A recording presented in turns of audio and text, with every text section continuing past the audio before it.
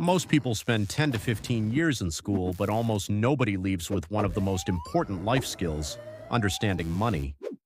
You're taught math, science, literature, but you're never really taught how money works in the real world or how to avoid living paycheck to paycheck. Let's fix that. Money is not the goal, it's a tool. That's the first thing you need to understand.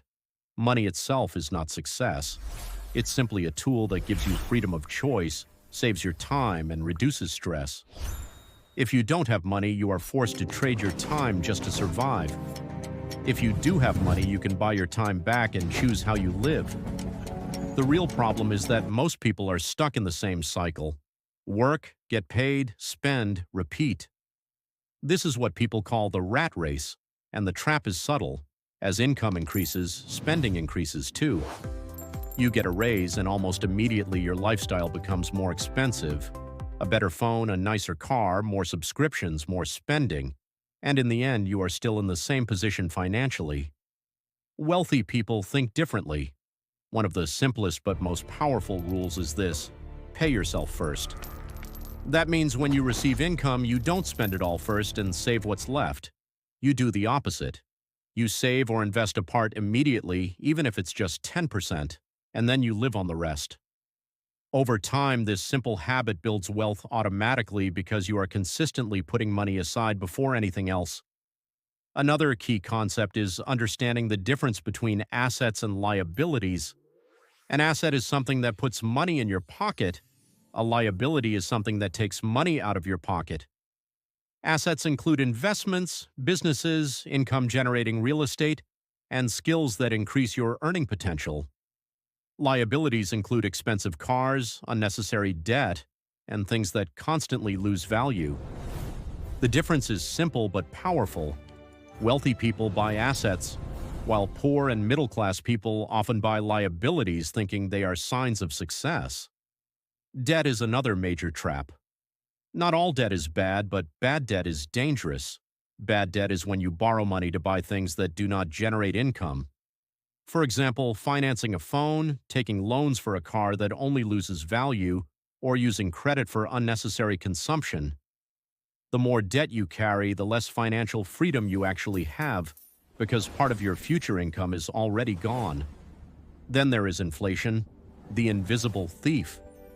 Even if you do nothing wrong, your money still loses value over time. Prices go up every year. Something that costs $100 today may cost $120 or more in a few years. If your money is just sitting in cash, you are slowly losing purchasing power without even noticing it. This is why savings alone are not enough. Savings are important, but they are not a wealth-building strategy. Savings are protection. They are your safety net for emergencies, usually covering 3 to 6 months of expenses. They give you stability, but they do not make you rich. To actually build wealth, you need investing. Investing is when you make your money work for you instead of you always working for money. For example, you invest a small amount, and it generates returns. Then those returns generate more returns over time. This is called compound interest, and it is one of the most powerful forces in finance. It is slow at the beginning, but over time it becomes exponential.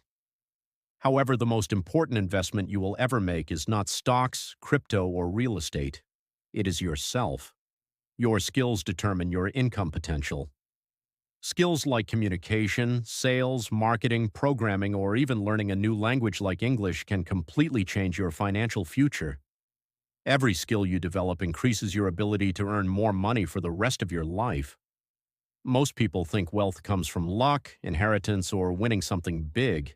But in reality, wealth is built through habits. It is about consistently saving money, avoiding lifestyle inflation, investing regularly, learning continuously, and staying away from bad debt.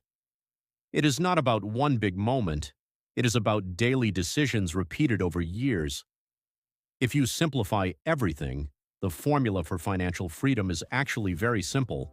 Earn money, spend less than you earn, invest the difference, and repeat that process for a long time. It is not complicated, but it does require discipline, patience, and consistency. And the most important truth is this: you don't need to be rich tomorrow, but you do need to start today. Because financial freedom is not an event that suddenly happens, it is a process that you build step by step over time,